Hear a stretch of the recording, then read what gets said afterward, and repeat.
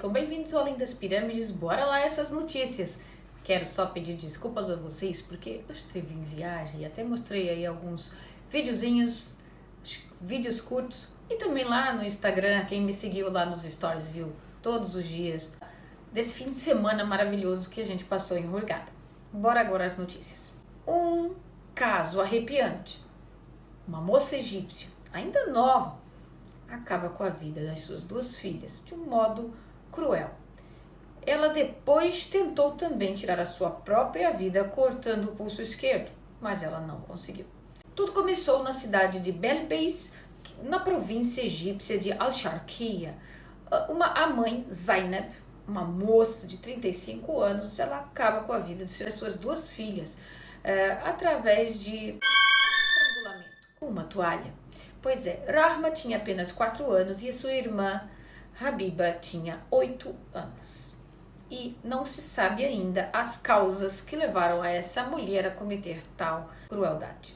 O famoso Zahi Hawass, que é o arqueólogo egípcio conhecidíssimo de vocês já, revelou a preparação de um documento assinado por 200 mil pessoas, ou seja, um abaixo-assinado para forçar a Grã-Bretanha a devolver a pedra preciosa, a tal Pedra da Roseta, ao Egito. Pois é, ele quer recuperar tudo para cá, para o Egito de volta. Um grito de angústia foi lançado, então, na semana passada pelo famoso arqueólogo para salvar antiguidades egípcias que estão fora do país. Ele confirmou que o que aconteceu no Museu Britânico e o roubo de 200 artefatos é um crime contra o mundo inteiro. Então ele está tentando salvaguardar as coisas que estão fora do Egito, aqui no Egito.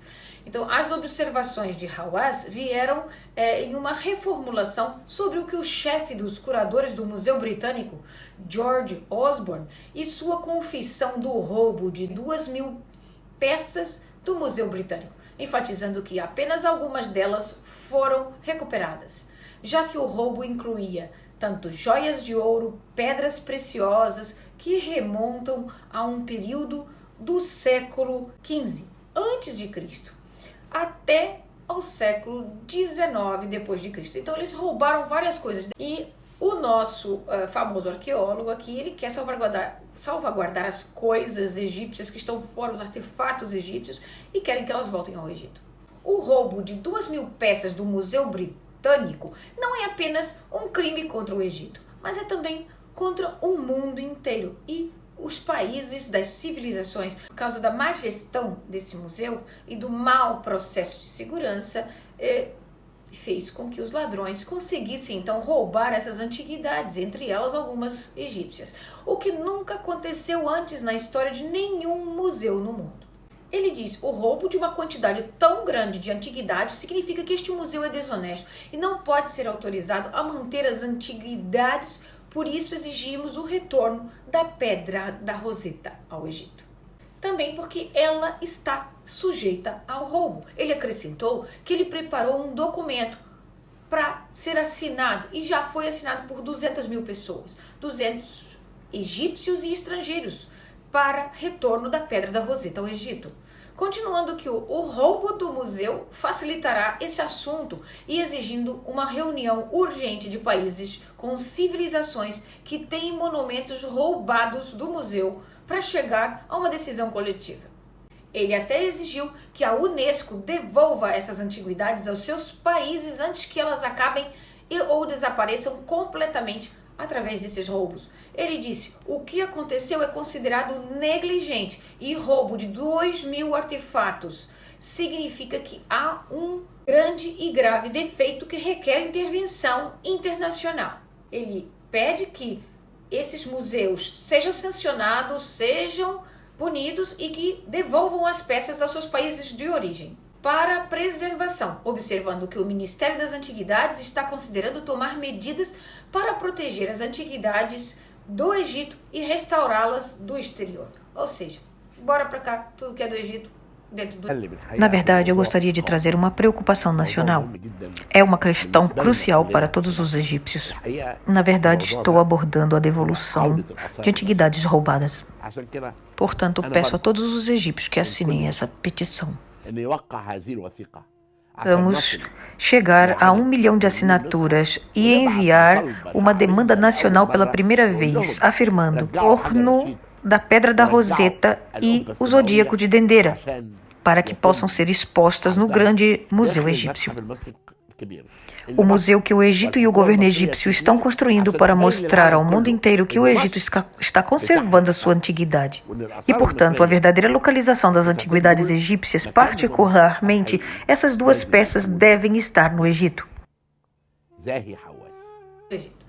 A importância, então, dessa pedra. Por que o Egito quer uma pedra, gente? Por que ele quer essa pedra? A importância da histórica pedra, né, reside na inclusão das chaves da antiga língua egípcia, sem a qual a civilização egípcia teria permanecido misteriosa. Pois é nessa pedra que foi decifrado os hieróglifos. Essa pedra contém os escritos dos antigos egípcios, que eles também replicavam até nos seus monumentos. A decodificação dessas inscrições ajudou a entender a antiga linguagem hieróglifa egípcia e decifrar então os seus símbolos.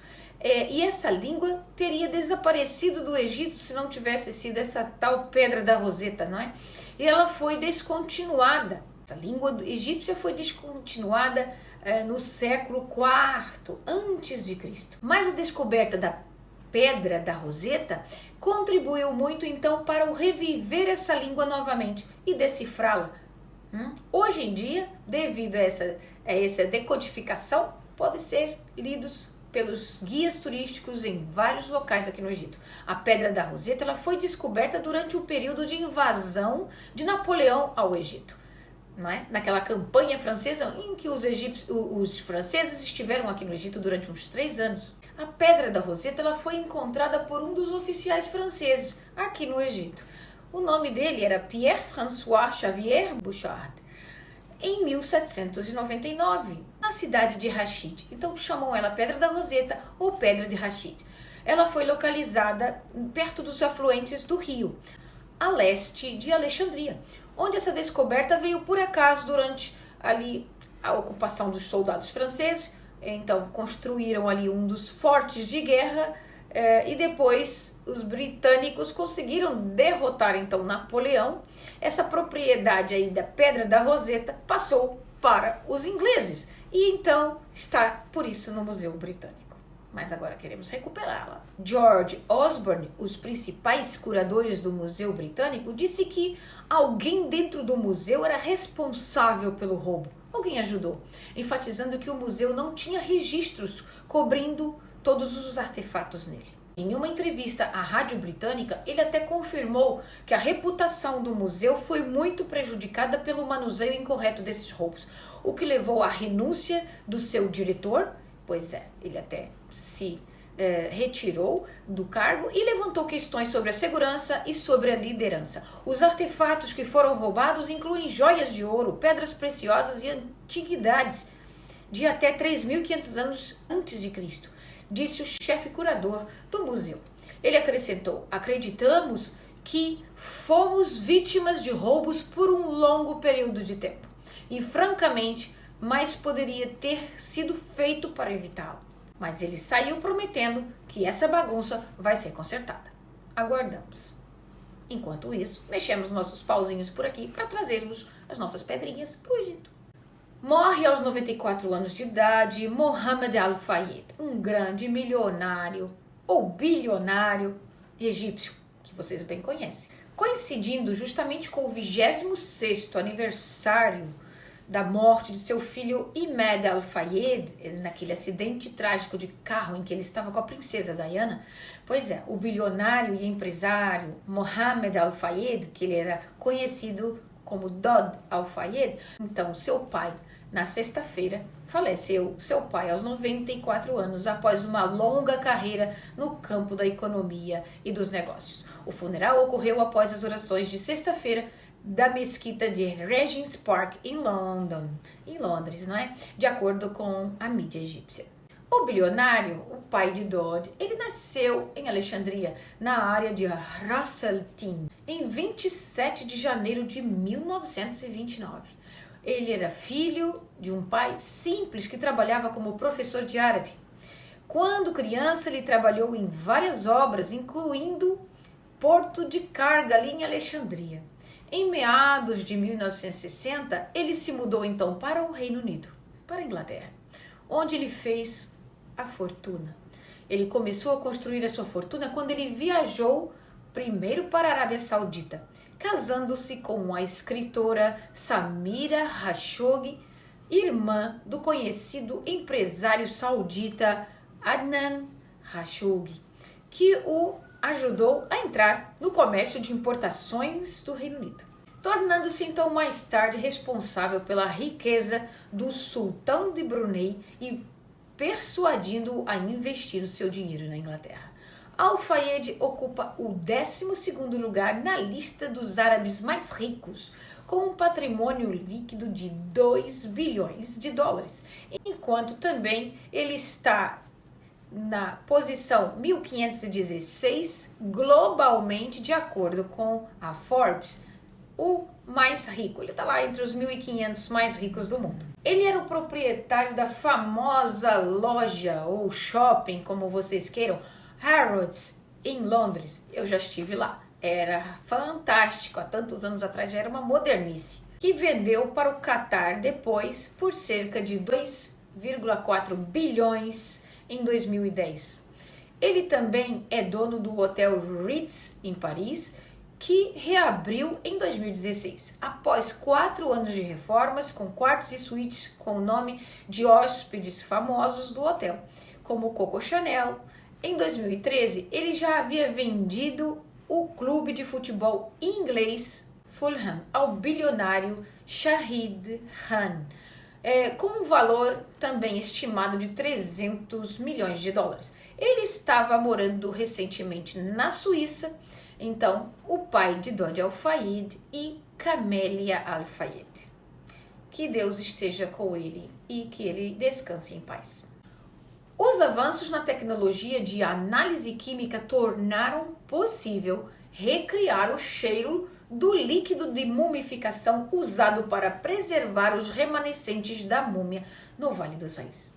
Isso mesmo, ao longo dos anos, os segredos da vida egípcia antiga permanecem tesouros que muitos anseiam por descobrir e conhecer os segredos de seus detalhes.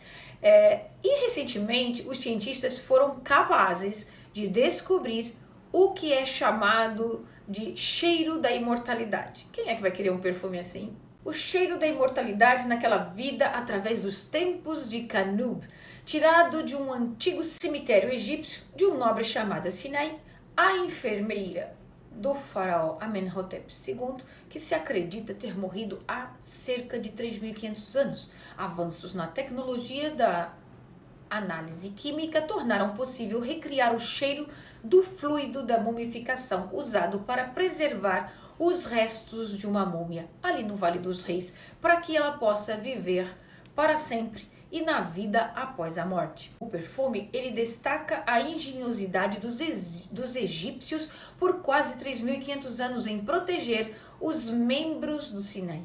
E ela é uma das mulheres conhecidas como Queen the King's Suite, um antigo título egípcio especializado em mulheres de alto escalão. Como um dos principais membros do Nuraj, do faraó, ali, da corte ali do faraó, ela pertencia, né? Aquele que fazia o perfume da mumificação. A enfermeira do faraó, e nesse caso de Amenhotep II, depois de amamentá-lo até na sua infância, ela era sua enfermeira e ainda fazia lá os seus perfumes. O aroma do líquido da mumificação contém uma mistura complexa de ingredientes, incluindo aromas doces de cera de abelha que protegiam contra bactérias, bem como o aroma semelhante à baunilha da cumarina, o aroma das resinas das árvores dos pinheiros e ácido benzoico, ácido da goma, que também podem ser encontrados em muitas fontes de plantas, não é? Incluindo a canela, o cravo da Índia. No entanto, também carrega um odor característico, menos aromático, semelhante à das novas estradas de asfalto. Pois é, tem um pouco esse cheiro, já que os antigos egípcios usavam aqueles vermelhos, meio que parecendo uma cola, ou betume, né, na mumificação para isolar os órgãos da umidade e dos insetos. Perfumes de mumificação, apesar da escassez de textos antigos egípcios que revelam os ingredientes exatos usados nesses perfumes de embalsamar o corpo e os órgãos para preservá-los na vida, para preservar os órgãos também durante a vida após a morte, os cientistas usaram análises modernas para examinar o material em questão. Cientistas que estudam os restos do bálsamo usado para mumificar a nobre senhora Sinistani, não apenas revelaram que muitos de seus ingredientes vieram de fora do Egito, mas também reproduziram o perfume. Os cientistas que trabalharam arduamente na conquista desses ingredientes do fluido da mumificação e ajudaram a reconstruir então o cheiro do revelaram que o antigo Egito pode ter praticado até o comércio internacional há cerca de 1000 anos atrás, antes de Cristo, antes do que se pensava até. Já comercializavam até esse tipo de perfumes, talvez. Havia evidências empolgantes, então, das pimentas no nariz da famosa múmia de Ramsés II, no comércio com o sul da Índia, já que essas pimentas só estavam disponíveis por lá. Havia uma resina também chamada destruidora, uma resina que os cientistas acreditam ter descoberto do fluido da mumificação usado nessa senhora Sinai, sugere que o comércio internacional poderia ter existido muito antes, no momento de sua morte, 250 anos antes da morte até de Ramsés II. Agora há que ainda estudar e provar aí como é que os egípcios chegaram lá no Sudeste Asiático, cerca de 1000 anos antes do indicado anteriormente pelas evidências. Esses resultados mostram como a mumificação egípcia antiga é avançada. Mas remanufaturar o cheiro da imortalidade também é como uma máquina do tempo. As pessoas estão acostumadas a olhar para as múmias e ler descrições de museus, mas isso as ajuda a realmente experimentar o cheiro do passado. Disse Barbara Hopper, que liderou o estudo no Instituto Max Planck de Geologia. O aroma antigo será exibido no Museu Mosgard, na Dinamarca, em uma exposição próxima, permitindo que os visitantes inalem um cheiro do antigo processo de mumificação do Antigo Egito. Foi recriado através de amostragem de 2 frascos contendo o fígado e os pulmões de Sinyantina, retirados do famoso Vale dos Reis, agora em Luxor, pelo arqueólogo Howard Carter, há mais de um século. O fluido de mumificação foi dividido em moléculas individuais, usando processos científicos. Os cientistas trabalharam em estreita colaboração com um perfumista francês, a Carole Calves, e a museosta sensorial Sophia Colette-Eric, para recriar o aroma do líquido da mumificação. Os cientistas escreveram os 6 componentes complexos do fluido da mumificação em relatórios científicos. O cheiro da imortalidade representa mais do que o cheiro do processo de mumificação. Ele incorpora o rico significado cultural, histórico e espiritual das práticas funerárias do Antigo Egito. O gabinete egípcio aprovou a concessão da Samsung Electronics Egypt, pois é a única aprovação até agora Golden License para um projeto para estabelecer e operar uma fábrica para a fabricação de telefones celulares da Samsung aqui no Egito, em uma área de 6.000 metros quadrados, na zona industrial, em Qom Abu Radi, cidade Al-Wasti, província de Beni Suef. A empresa se comprometerá a concluir a primeira fase e iniciar a produção no segundo semestre de 2024, com o projeto a ser concluído antes de 31 de dezembro de 2025. Espera-se que esse projeto crie 768 empregos diretos e indiretos até o final de 2025. O Ministério das Comunicações egípcio anunciou um aumento nas assinaturas móveis por aqui, no mercado egípcio, em 102 milhões de assinaturas, até o final de abril de 2023. Em relação aos anos anteriores, houve um aumento de cerca de 6,6% de assinaturas. No período atual, o Egito está enfrentando uma crise de escassez de liquidez da moeda estrangeira. Isso afetou muito as importações de bens e mercadorias, incluindo os telefones celulares e computadores. O governo egípcio está buscando atrair investimento direto estrangeiro em uma série de atividades econômicas, principalmente o setor industrial, que está trabalhando para reduzir a conta de importação à luz da escalada dos pagamentos necessários em moeda estrangeira e contribuir para o fornecimento de oportunidades de emprego. O presidente egípcio Abdel Fattah el-Sisi fez um comentário esta semana com o ministro da Saúde, Khaled Abdel Rafat, sobre a liberdade de reprodução. Pois é, como vocês sabem, a população do Egito está crescendo demais. E uns são a favor do controle, outros não. O ministro diz que o cidadão tem total liberdade de reprodução e o Estado tem apenas um papel orientador. Prevenir, orientar, mas cada um tem a sua decisão própria. A liberdade, se não for regulamentada, causaria um grande desastre, já diz Sisi. Durante seu discurso na abertura da Conferência Mundial da População, Sisi acrescentou: "Não concordo com você, Khaled, sobre essa questão da liberdade absoluta do cidadão. Não só, talvez, nessa área. Mas, a esse respeito, o presidente anunciou a prontidão para organizar a conferência anualmente, acrescentando que o que está acontecendo no Egito é outra forma do que já aconteceu em outros países do mundo, em países que foram capazes de controlar o aumento populacional. E muitos outros países falharam nisso. Ele disse que espera que a população do continente africano atinja 1,5 bilhão e 600 milhões, apesar dos recursos do continente, mas que não será capaz de atender às necessidades de um aumento populacional tão grande.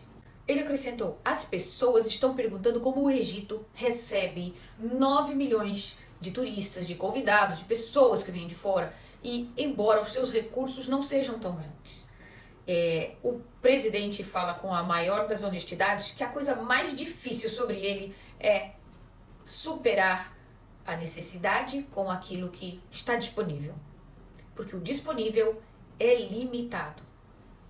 Ele ressaltou que o impacto do aumento populacional ao longo de 75 anos se refletiu na qualidade do produto educacional, na área da saúde, na maioria dos serviços prestados aos cidadãos. Porque vocês podem pensar comigo, não é? A gente tem muitas pessoas e o atendimento a qualidade vai descair. Ele enfatiza então que a questão do aumento populacional é um dos desafios mais sérios que os países enfrentam. Ele disse: o Egito lutou 7 guerras desde 1956 até as guerras contra terroristas desde 2011 até há pouco tempo aqui.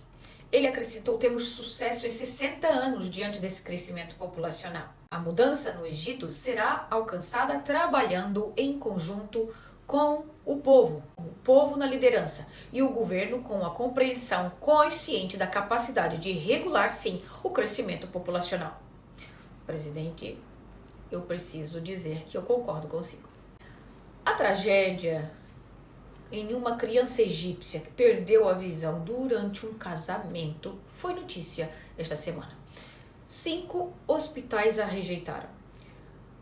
Tudo começou. A alegria de uma criança egípcia estava seguindo da sua janela, da casa da sua avó, o casamento de recém-casados ali, de 2 noivinhos. Esse casamento se transformou em uma tragédia dolorosa para esta criança. Enquanto esta criança tinha apenas 5 anos, estava observando a alegria dos recém-casados, ela de repente caiu, porque recebeu um tiro que a atingiu os olhos. Na casa da sua avó, tudo ocorreu na casa da sua avó em Al-Kaliubia. Seu nome era Yamin. Yamin era um menino de 5 anos que ficou inocentemente observando os noivos e foi alvejado. Imediatamente os vizinhos apressaram-se para socorrer a criança e levá-lo para o hospital mais próximo, mas 5 dos hospitais recusaram a recebê-lo. vai saber por quê, né? Falta de recursos para atender crianças e atender especialidade de oftalmologia. Depois de um longo sofrimento, o departamento de oftalmologia do hospital Qasr Al-Ain recebeu Yamin. E ao lado dele estava sua mãe, abraçando ele com muito medo de ele não poder voltar a ver. E ele não parava de chorar, justamente porque não conseguia enxergar nada. Uma explosão, digamos assim, na córnea, e o nervo não consegue fazer suas funções, foi o que foi explicado pelos médicos para a mãe de Yamin. Ela também disse que o policial prendeu o pai e o irmão da noiva, e o Ministério Público decidiu também prendê-los, estão na cadeia neste momento, para as averiguações. A mãe da criança disse: não teremos com certeza a punição máxima para esse tipo de crime, mas o meu filho de 5 anos ele perderá a visão para sempre, por causa de alguém que quis ser feliz atirando fogo por aí, por todos os lados, não é? Pois é. Assim, as pessoas não têm cuidados e esquecem-se que vivem em sociedade e não estão sozinhos no mundo. E para terminar, o jovem egípcio Reza Hamoud Abdelrahab, ele queria asilo, não é? Ele estava pedindo asilo lá na Inglaterra, mas não sabia que uma imagem de selfie ia pôr fim aos seus sonhos. Essa selfie transformou o seu mundo de cabeça para baixo. O tribunal britânico condenou então o jovem a 38 meses de prisão por uma foto que prova que ele estava dirigindo um barco, sim, transportando imigrantes que iriam para a Grã-Bretanha ilegalmente. Ele foi condenado pela selfie tirada. Nessa selfie ele dirigia um barco que provava evidente que ele estava nesse meio de levar pessoas ilegalmente para o território britânico através de barcos. Mesmo que ele não tenha sido pago para dirigir o barco, ele estava lá e a foto denunciou. O jovem aparecia sorrindo enquanto dirigia um pequeno barco com 50 migrantes a bordo para chegar à Grã-Bretanha em julho do ano passado. Mas ele foi interceptado pela força das fronteiras e preso, informou o Daily Mail da Grã-Bretanha. O jovem de 25 anos também foi então condenado a 3 anos e 2 meses no Tribunal da Coroa de Salisbury por ajudar na imigração ilegal e tentar entrar de forma desonesta no Reino Unido. Durante uma entrevista com a policial, o jovem admitiu que estava sim dirigindo o barco há cerca de 1h30, mas afirmou que outros no barco também assumiram o papel de liderança durante a viagem, que ele não era o único que estava ali dirigindo o barco.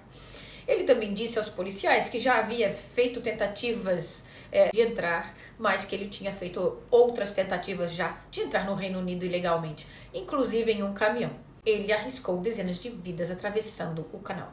Após a sua prisão, o seu celular também foi apreendido e confiscado pelas autoridades, não é? E descobriram fotos e mensagens de texto no dispositivo mostrando planos de contrabando de pessoas. Algumas fotos também mostraram os passageiros migrantes como Abdelrahab no barco, na borda do barco, sentados no chão do barco de forma que não é apropriada para uma viagem normal, pondo em risco a vida de muitas pessoas. O secretário de imigração britânico Robert Jenrick, ele prometeu que o seu país continuará a trabalhar incansavelmente para impedir essas travessias desnecessárias e garantir que os responsáveis fossem colocados atrás das grades. E é tudo por hoje. Espero que vocês tenham gostado. Desculpem um pouco do atraso nas notícias, mas eu estava fora no fim de semana, justamente no dia que eu costumo fazer as gravações. Fiquem com Deus. Qualquer dúvida, escrevam nos comentários o que vocês acharam, a vossa opinião contra esses casos que vão aparecendo e o que vocês acham. O presidente Sisi está certo em controlar a população? Fiquem com Deus. Não deixem de seguir também lá no Instagram. Fui!